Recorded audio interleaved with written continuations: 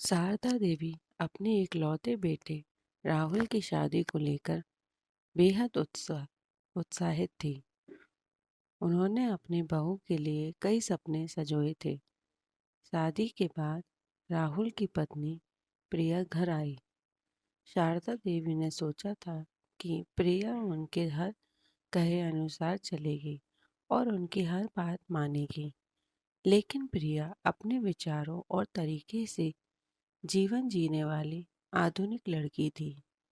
शादी के कुछ ही दिन में शारदा देवी और प्रिया के बीच छोटी छोटी बातों पर मतभेद होने लगे। शारदा देवी चाहती थी कि प्रिया हर रोज सुबह जल्दी उठकर पूजा करे, पारंपरिक साड़ी पहने और घर के सारे काम काज में हाथ बटाए।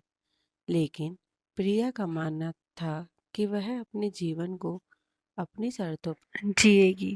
वह एक नौकरी पेशा लड़की थी और आधुनिक जीवन शैली में विश्वास रखती थी। एक दिन शारदा देवी ने गुस्से में राहुल से कहा, ये तेरी बीवी है, मेरी बहू नहीं। मैंने जो बहू की कल्पना की थी ये वैसी बिल्कुल नहीं है। राहुल ने समझाने की कोशिश की, माँ प्रिया मेरी पत्नी है और वो जैसे रहना चाहती है रहने दो। आप दोनों को एक दूसरे की सोच का सम्मान करना चाहिए। शारदा देवी को राहुल की बात समझ में नहीं आई। उन्हें लगा कि उनके बेटे ने शादी के बाद उनकी इज्जत करना छोड़ दिया है। इसी तनाव के चलते घर का माहौल खराब रहने लगा।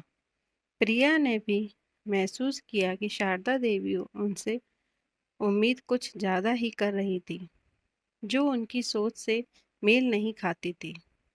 फिर एक दिन प्रिया ने पहल की और शारदा देवी के पास आकर बोली, माँ मैं जानती हूँ कि मैं आपकी उम्मीदों पर खरी नहीं उतरती हूँ, लेकिन मैं चाहती हूँ कि हम एक दूसरे को समझने की कोशिश करें। मैं आपके विचारों की इज्जत करती हूँ, पर मैं अपनी पहचान भी नहीं खोना चाहती, क्योंकि हम दोनों इस घर को मिलकर एक खुशहाल घर नहीं बना सकते। शारदा देवी ने प्रिया को की बातों को ध्यान से सुना और धीरे धीरे उन्हें समझ में आया कि हर इंसान की अपनी सोच और जीवन शैली जीने का तरीका होता है।